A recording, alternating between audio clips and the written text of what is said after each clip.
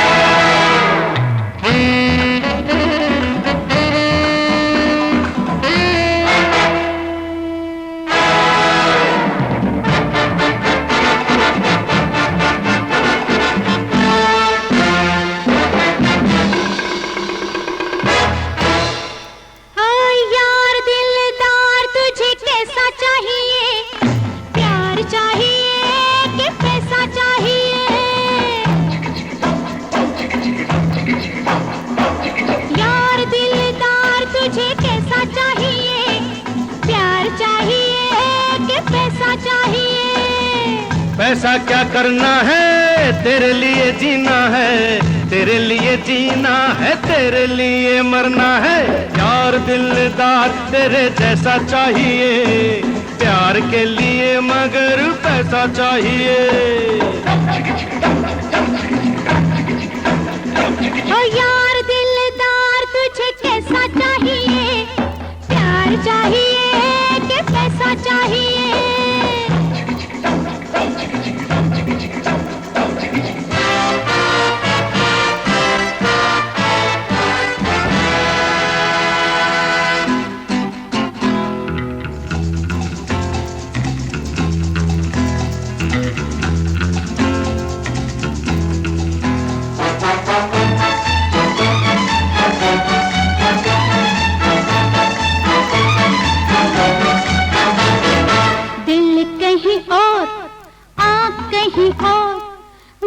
झूठे बाल माँ तेरे दिल में चोर, दिल कहीं और है आ कहीं और। मेरे झूठे बाल माँ तेरे दिल में चोर। दौलत का दीवाना बनता है परवाना, परवाना तो नाम बदनाम नहीं, ऐसा चाहिए। प्यार चाहिए कि पैसा चाहिए? यार दिलदार तेरे जैसा चाहिए, प्यार के लिए मगर पैसा चाहिए।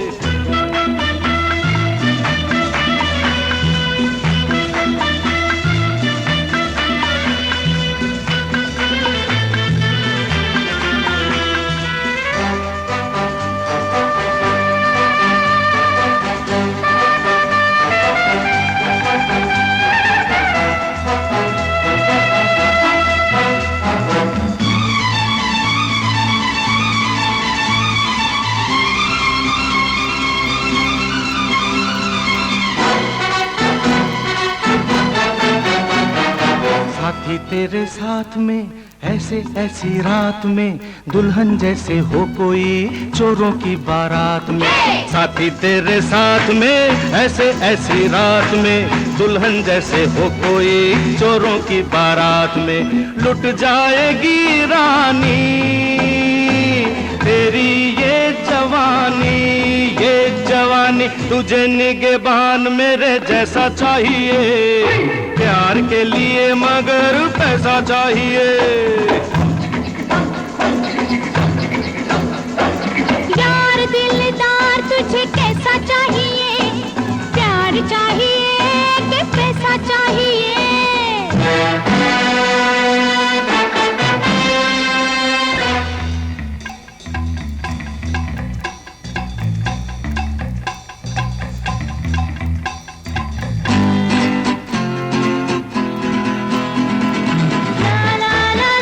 आ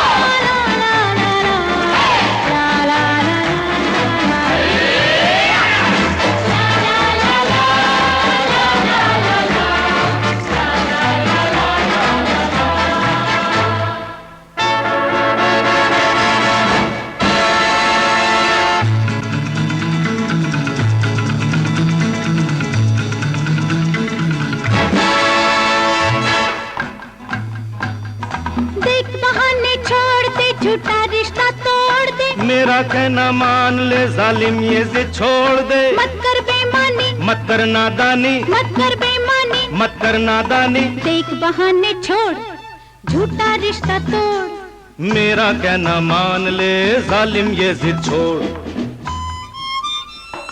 मत कर ये बेईमानी, मत कर ये नादानी, नादानी, प्यार चाहिए कि पैसा चाहिए, ना पैसा चाहिए ना प्यार चाहिए।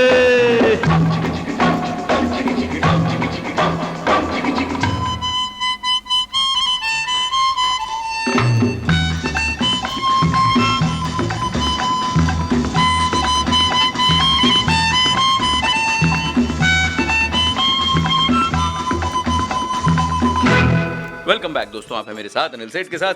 देखिए ना, पिछली बार गए तो कितने सारे जो हैं वो आपने सजेशंस भेज दिए, और इस बार भी हम जो है वो आपके जो लिए जो हम लाए हैं वो किस्से के इससे का किस्से की बातें तो है ही, शोले तो चलेगा ही, कुछ चुनिंदा गीत जो है वो हम सुनेंगे। और आप लोगों ने जो मुझे बोला कि भाई ये 70s और 80s तो ठीक है, कुछ 60s में भी जाइए, तो कोशिश करेंगे कि 65 से लेके आगे बढ़ें और कुछ ऐसे चुनिंदा गीत आपके लिए लाएं कि भाई मज़ा आ जाए। तो इसी बात पर, क्योंकि अभी हम जो है वो स्टार्ट करेंगे और हमारे पास एक इंस्पायरिंग नोट भी आया हुआ है जो है अभिषेक शर्मा का। कहते हैं कि लगातार डटे रहें, अगर आपकी तैयारी मजबूत है तो कोई भी जंग जीत सकते हैं। तो इस तरीके की बातें भी होंगी, कुछ बात होगी अलग अलग, यानी कि एक फिल्म थी अलग अलग 1985, उसकी भी बात होगी। लेकिन प्रोग्राम जो है वो हमने क्योंकि बोला है कि 60s के गाने से स्टार्ट करेंगे, तो ऐसा है कि मुझे याद आ रहा है एक फिल्म थी वक्त। हाँ जी, वक्त, वक्त की बात, वक्त थी। बड़ा ही बड़ा दिलकश सा गीत था। आगे भी जाने ना तू, पीछे भी जाने ना तू, जाने ना तू, जाएंगे जानेंगे। यश चोपड़ा की ग्लॉसी फैमिली ड्रामा में आती है, बड़ी ही उम्दा फिल्म। इस गीत को सुनते हैं और लौटते हैं। आगे भी जाने न तू, पीछे भी जाने न तू, जो भी है बस यही एक पल है। आगे भी जाने न तू, पीछे भी जाने न तू, जो भी है बस यही एक पल है। आगे भी जाने न तू।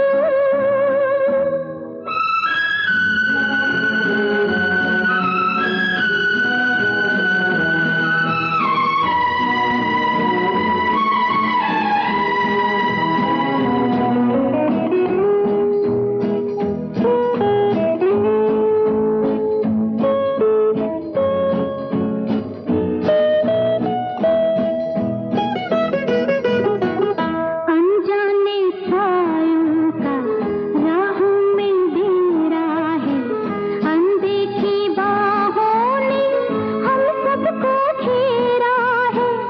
ये पल उजाला है, बाकी अंधेरा है।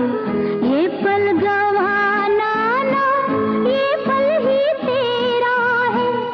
जीने वाले सोच ले, यही वक्त है कर ले पूरी आरज़ू। आगे भी जाने न तू, पीछे भी जाने न तू, जो भी है बस यही एक पल है। देखा विजय, विजय मेरी माँ की तबीयत बहुत खराब है। हाँ? क्या हुआ? सर दौरा पड़ा हुआ है, फौरन चलो।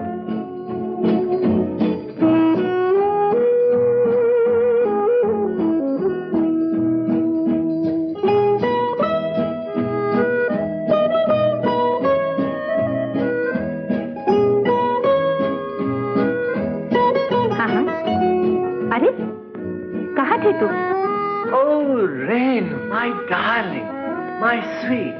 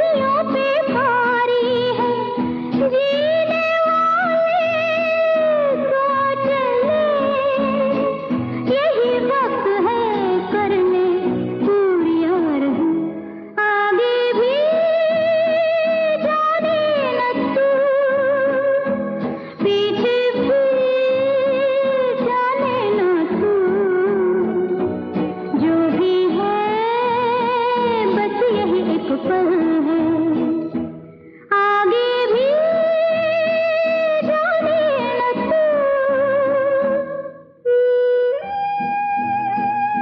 अपने जाओ। ठहरो मीना, मैं खाना लेके आता हूँ, दोनों इकट्ठे खाएंगे। हाँ ओके।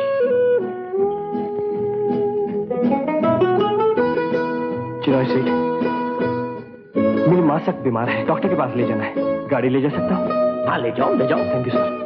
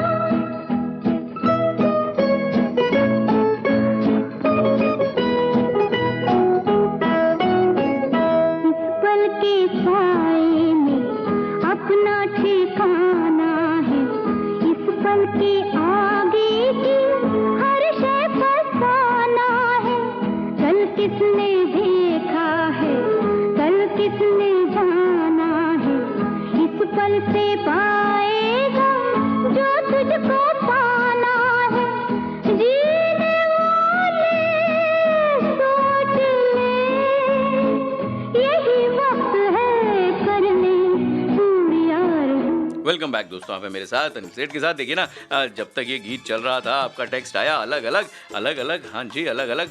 27 सितंबर 1985 जहाँ तक मुझे याद है इसकी रिलीज डेट थी। ड्रीमलैंड और सुंदरम यहाँ पर जो है सिनेमा हॉल में रिलीज हुई थी। ड्रीमलैंड और सुंदरम जहाँ तक मुझे याद है कि मुंबई के सिनेमा हॉल थे। राजेश खन्ना और शक्ति सामंत फिर से एक साथ आते हैं, लेकिन फिल्म हो जाती है असफल। बहुत बढ़िया संगीत था इसका। R.D. बर्मन, आनंद बख्शी, किशोर कुमार और राजेश खन्ना का सहयोग एक संगीत शक्ति थी, जिसमें किशोर कुमार ने बिना किसी चार्ज के गाया था। अब बड़े ही बेहतरीन गाने थे। कुछ हमको तुमसे कहना है और कभी मौका ने मारा जैसे गाने हिट गाने थे इसमें, जिसमें किशोर कुमार ने राजेश खन्ना के प्रति जो है वो वफादारी के कारण मुफ्त में ये गाने गा दिए थे। पाकिस्तानी फिल्म मेहरबानी के रीमेक प्लॉट के साथ सुंदर कश्मीर में शूट किया गया जो है वो दृश्य अपीलिंग था, लेकिन कथा की खामियों को दूर नहीं कर सका। फिल्म की शुरुआत 1984 में हुई थी, लेकिन जनवरी 1985 में जब इसे वितरक मिले तो ये जो है वो शुरू हुई थी। अब these were the last from Rajesh Khanna, शक्ति सामंत टीम। अब हम जो जाएंगे, लेकिन जाने से पहले आपने कहा कि भाई किस्से के हिस्से के किस्से में क्या है, तो आशा जी पाक कला में भी थी माहिर। पैसे देकर सीखी थी एक खास रेसिपी। आशा भोसले के हाथों में था एक अनूठा जादू। ये कहते हैं हमारे रूमी जाफरी साहब, थैंक यू वेरी मच। आपके किस्से के हिस्से के किस्से को हम बहुत पसंद करते हैं, और ये जो लेख होते हैं ये पत्रिकाओं में छपते हैं। ये कहाँ से लेते हैं इसे तो हम रखेंगे सीक्रेट, लेकिन हाँ, रूमी जाफरी साहब कहते हैं कि जब से आशा जी गई हैं कोई भी दिन ऐसा नहीं बीतता जब उनकी याद ना आए। बात तो सही है। अब सोशल मीडिया, फिल्म इंडस्ट्री, दोस्त, घरवाले, हर कोई उन्हें याद कर रहा है। मुझे भी कई बातें याद आ रही हैं।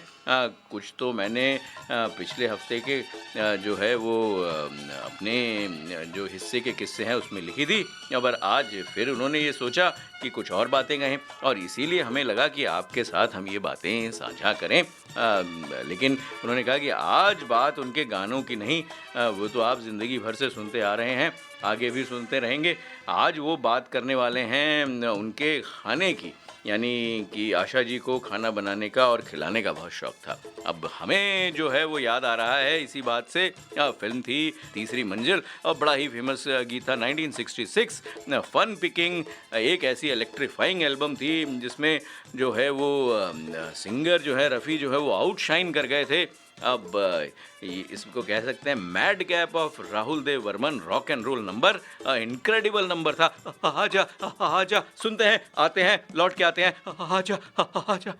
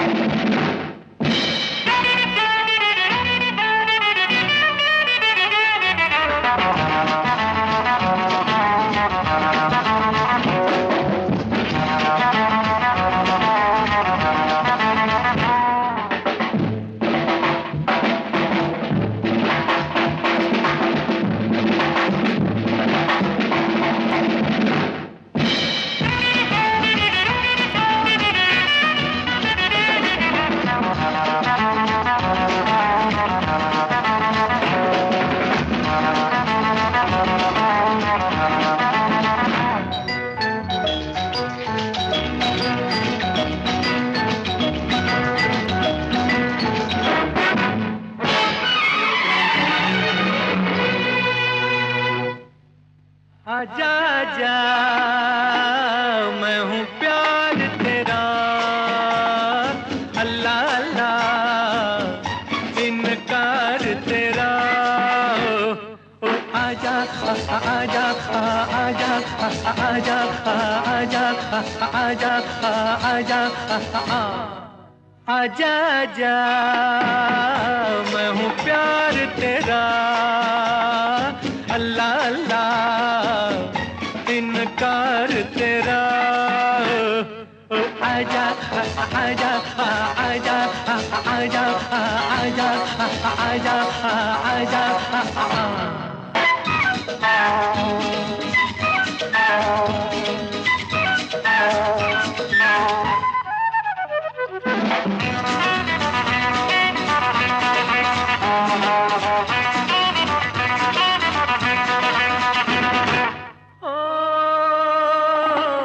तुम पे हजारों की आंखें, चाहिए तुमको सहारा।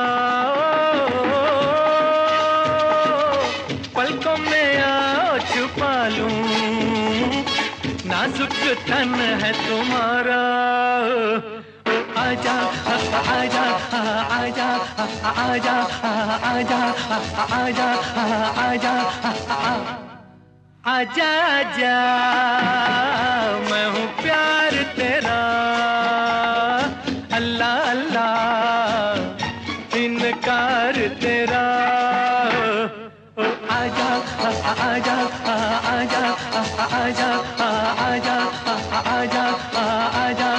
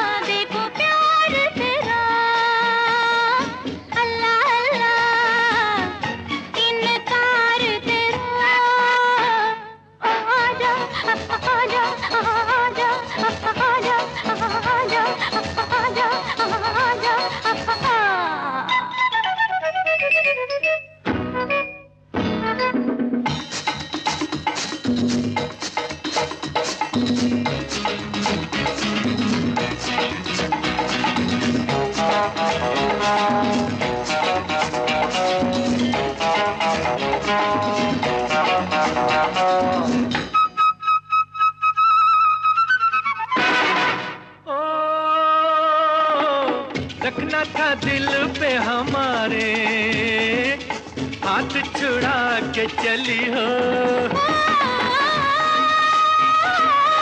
जी हाँ जरा ये भी कहिए, आग लगा के जली हो। आजा आजा आजा आजा आजा आजा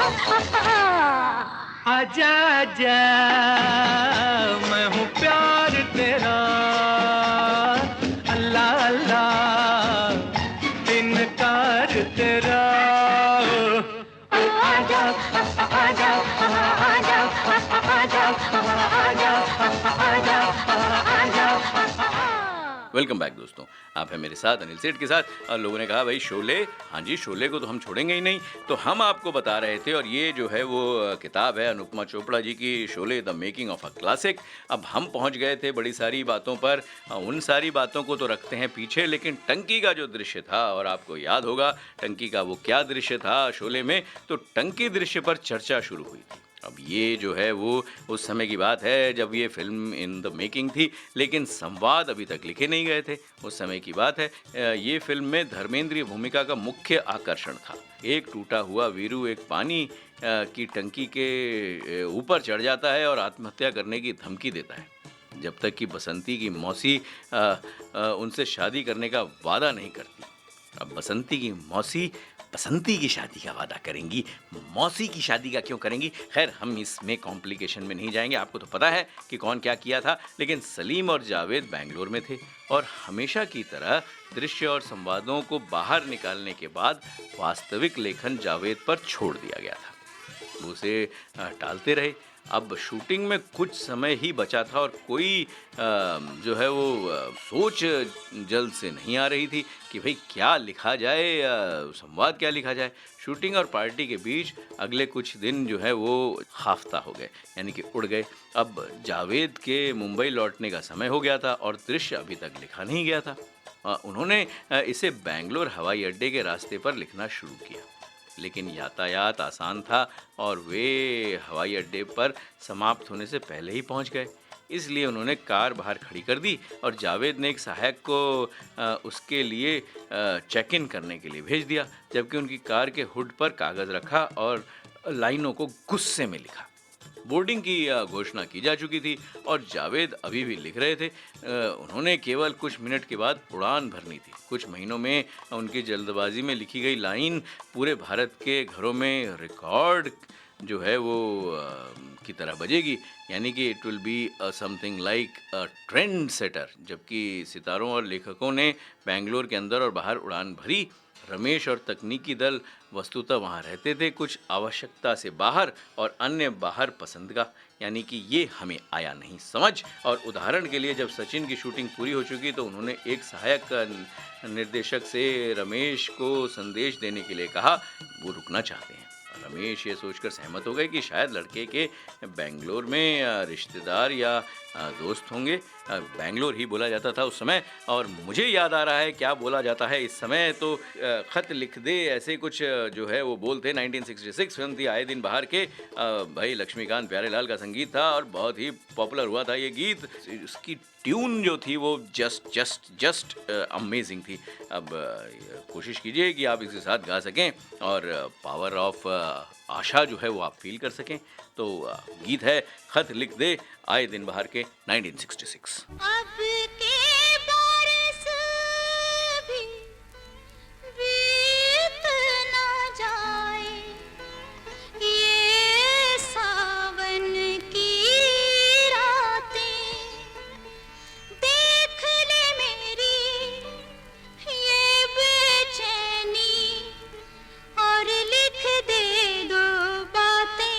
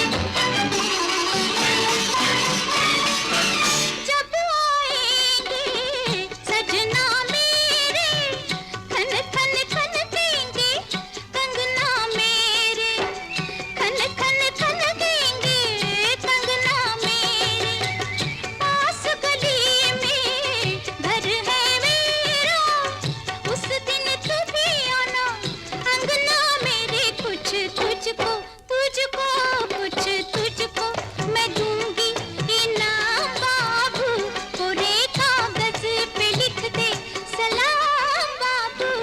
वो जान जाएंगे पहचान जाएंगे, खत लिख दे।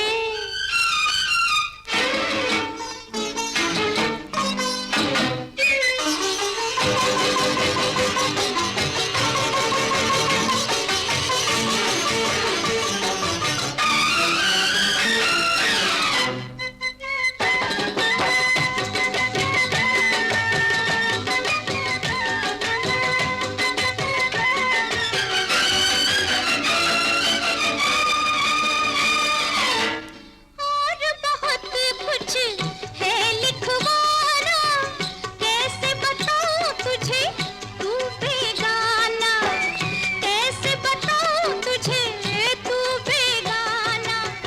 शर्म से अखियां झुक जाएंगी, धड़क उठेगा मेरा दिल दीवाना। बस आगे आगे बस आगे, नहीं तेरा काम बाबू, कोरे कागज पे लिख दे सलाम बाबू। वो जान जाएंगे पहचान जाएंगे, कैसे होती है सुबह से शाम बाबू, कैसे होती है सुबह से शाम बाबू। वो जान जाएंगे पहचान जाएंगे, खत लिख दे। वेलकम बैक दोस्तों, आप हैं मेरे साथ अनिल सेठ के साथ। अब ये जो है बड़ी सारी बातें हो रही हैं, रेसिपी की बातें हो रही हैं, अलग अलग की भी बात हुई, उसके बाद जो है अलग थलग हो गया था वो। लेकिन 1985 की बात है, खबर छपी कि दक्षिण की किसी पारिवारिक अदालत के जज ने तलाक के लिए उनके पास पहुंचे दंपति को अगली तारीख पर आने से पहले फिल्म प्यार झुकता नहीं देखने की सलाह दी।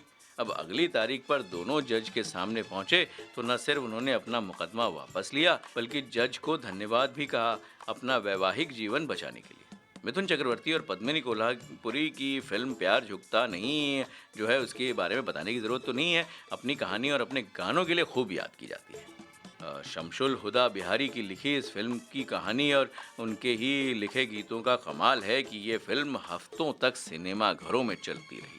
इस फिल्म में उन्होंने एक से बढ़कर एक मार्मिक गीत लिखे थे।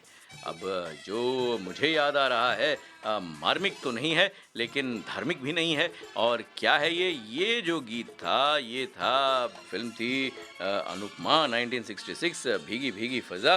बड़ा ही दिलकश गीत था, लता मंगेशकर और हेमंत कुमार जी की आवाज़ में। जैसे कि भाई ऐसा लग रहा था कि जैसे कोई चल रहा है, गीत गा रहा है।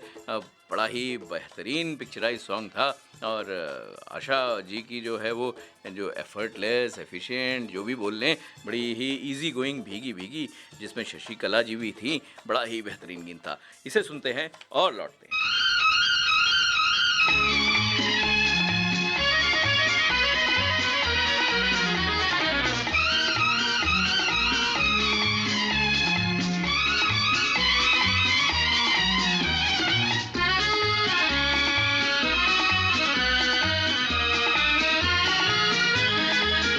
भीगी भीगी फ़ज़ा सन सन सन के जिया, जुल्फ़ें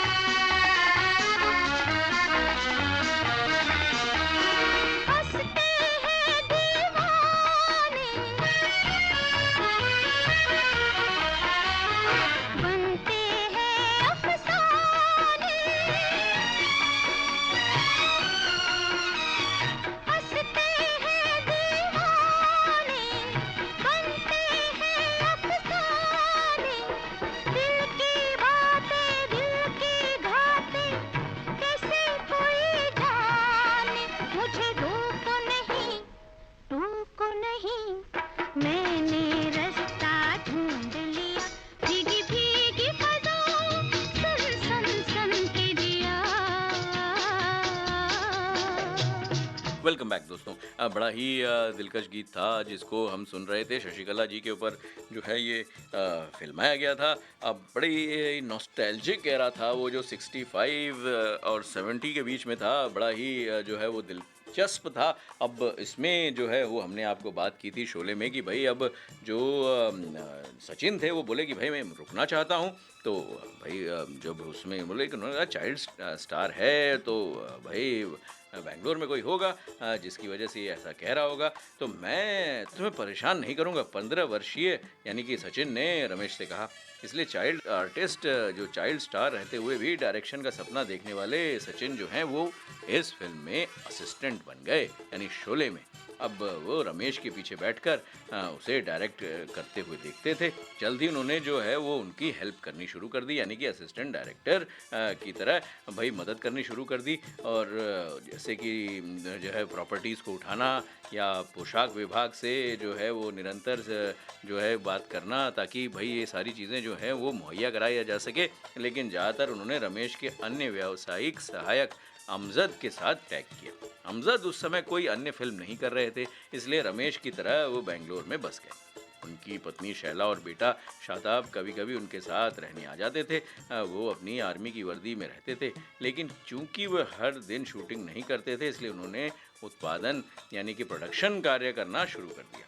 उन्होंने पहले ही के आसिफ को जो है वो असिस्ट किया था और शूटिंग की जो डिफ़िकल्टी होती है उससे वो परिचित थे। जल्दी ये व्यवहारिक रूप से दूसरी जो है वो इकाई जो है वो चल पड़ी और एक क्लैपबोर्ड और निरंतरता शीट से जो है वो लैस हो गई, यानी कि एक पैरेलल टीम भी जो है वो तैयार हो गई रमेश के लिए कि भाई अगर कोई डायरेक्शन करना है और कोई बात है तो दे कैन ऑल्सो पिच इन। और हमें याद आ रहा है फिल्म थी जब चली ठंडी हवा फ्रॉम दो बदन 1966, आशा भोसले, आशा पारिक। भाई आशा आशा जब चली ठंडी हवा, आपको याद होगा ये गीत। और मेलोडी के मामले में तो क्या बात थी। अब ये जो मूड बनाता था, जो दो बदन, अगर आपने नहीं देखी है तो ज़रूर देखें। 1966 में ज़रूर आप जो है ये विश्वास करेंगे कि भाई ये जब चली ठंडी हवा जो है वो जिस तरीके से पिक्चराइज़ किया गया था और जिस तरीके से फोकस किया गया था, आपको डिसअपॉइंट नहीं करेगा। तो गीत सुनते हैं और लौटते हैं।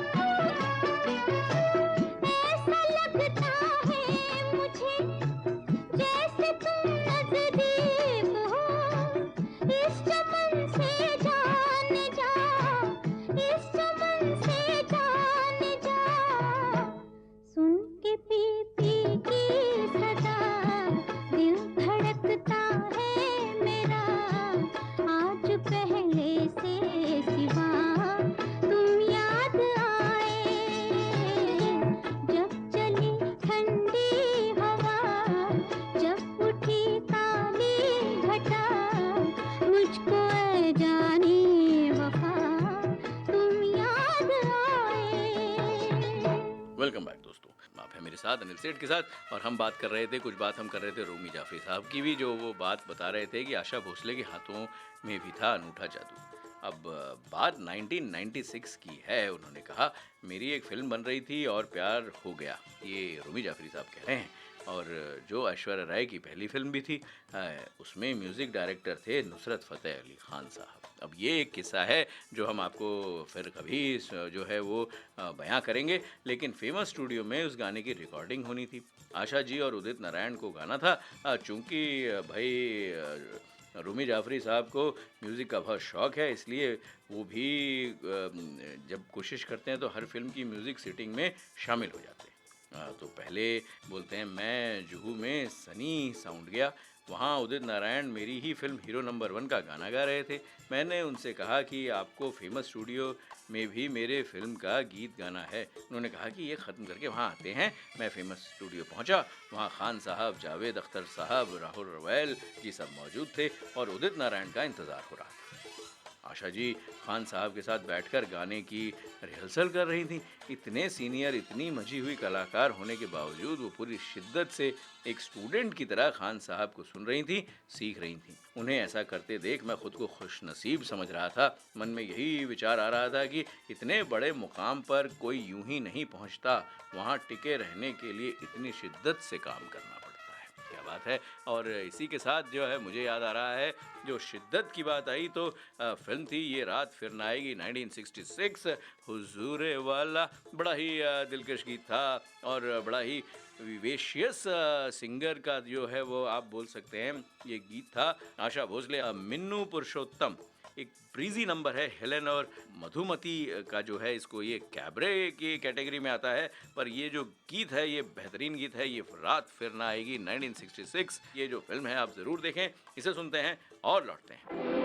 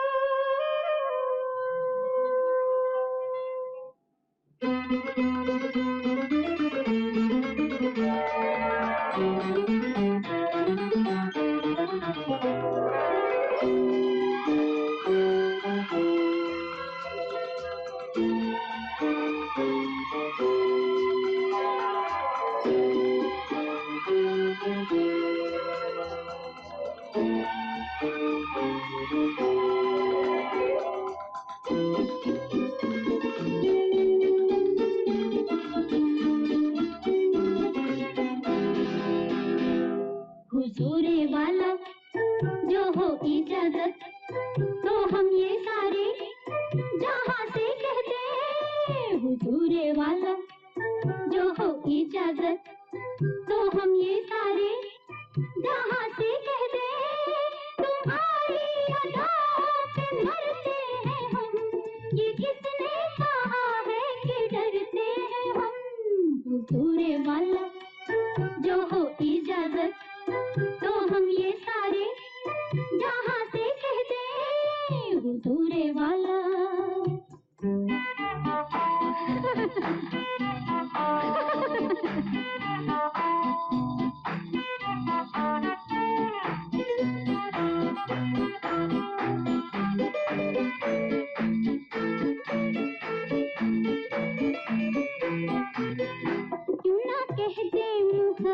मोहब्बत खुदा है, ये हकीकत नहीं है तो क्या है, क्यों ना कहते मोहब्बत खुदा है, ये हकीकत नहीं है तो क्या है।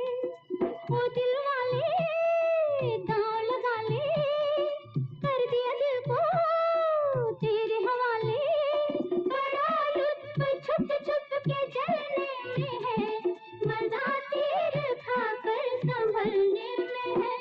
हुजूरे वाला जो हो इजाजत तो हम ये सारे जहां से कह दे, हुजूरे वाला।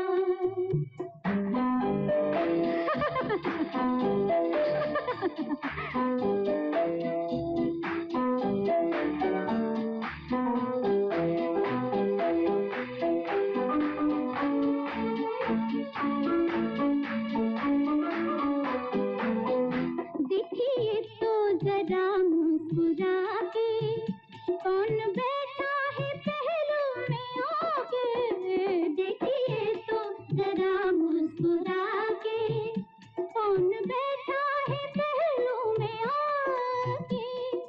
वो दिल वाले दांव लगा ले, कर दिया दिल को तेरे हवाले, ये नीचे निगाहें गजब कर गई, पता ना चला जुल्म कब कर गई।